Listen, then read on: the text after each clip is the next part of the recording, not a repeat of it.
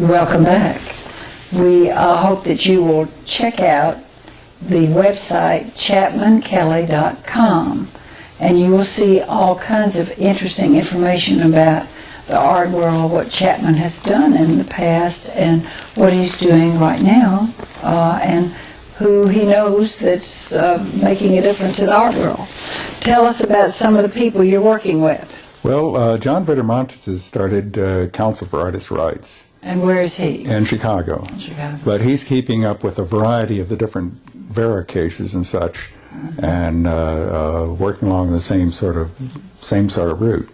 And you have the lawsuit with Chicago, and explain that just a little. Well, we're finishing the appellate court. A law has no meaning until you find out in an appellate court. You get rulings that put some teeth in it, and it means something, or it's just a piece of paper. And we're about to wind up. It's already considered a landmark case because it'll change everything about the art world, and everybody's role will have to change because of it. And so and John's very active in that. Well, the Council for Artists' Rights is following all of the artists' rights problems, and we hope solutions. Yeah, I hope so too. Yeah.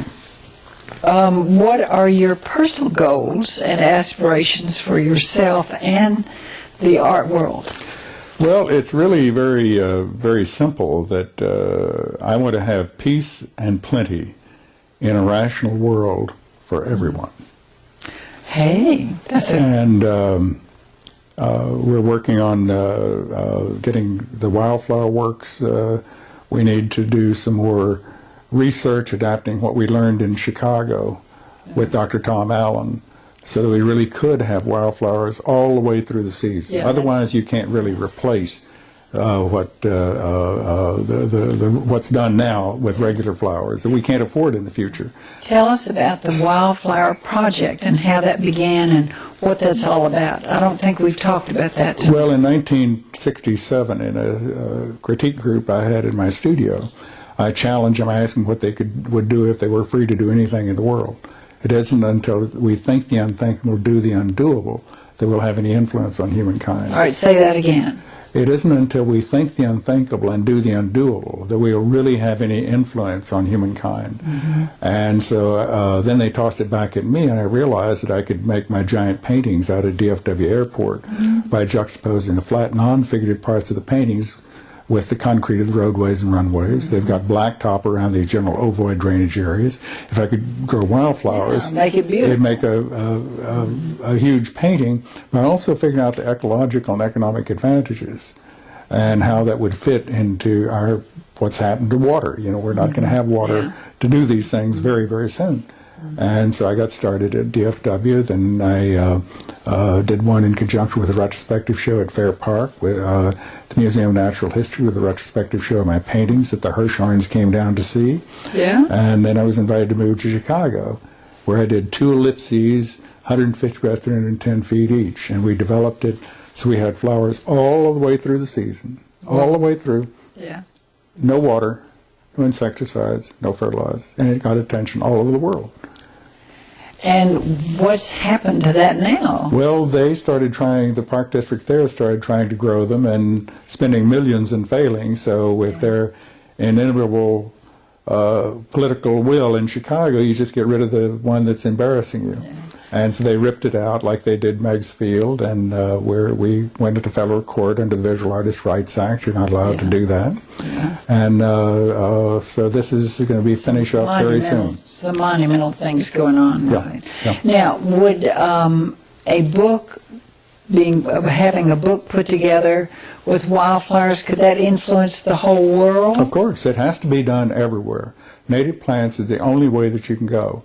But I don't know anyone else who seems to be doing that we can find the research necessary to have them all the way through and replenishing on their own, using the perennials and reseeding and so on. It's much more complex than we or anyone ever thought. And without the scientists, we would not have been able to do it. And now we would need to do some further research related to what we've done here before to adapt it to this area. Yeah, so that's probably one of the best things that could happen, is a book that would teach Yes, people. but I've got to find some way to be able to do this research. Yeah, I hear you. So you were really green long time ago. In addition to being an Irishman. Yeah, that's pretty wonderful. Well, what would you hope for the future of the art world? Well, I would hope that the future image makers, also known as artists, would have the same opportunities for professional recognition and thence public support and participation that I have had. And that museums like libraries would be free to the public. It's the public who pay the bills through the tax-exempt system. Institutions operating transparently, as being called for by a major museum man now, and only in the arts, with the arts and the public as the direction and the interest. It's got to happen because it's illegal for not-for-profit institutions to expend their energy and assets for the benefit of individuals. And there's a letter that's gone to Obama. Yep. And quite a bit going on. So what we need to do is tune in to your website, chapmankelley.com. Right. And we can learn lots, but we can probably go online and find much more about artists' rights movement Yes, as well. there are books, there are papers, there are research papers, there have been lectures. There's a lot of information about this. We're not alone. There are a lot of people involved, and now with Mr. Picasso involved, it's an international movement. And it's just a shame that the media here in Dallas doesn't seem to be willing to touch it.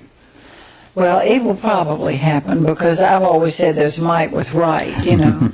Let's hope so. Let's hope that we get some attention from our conversation.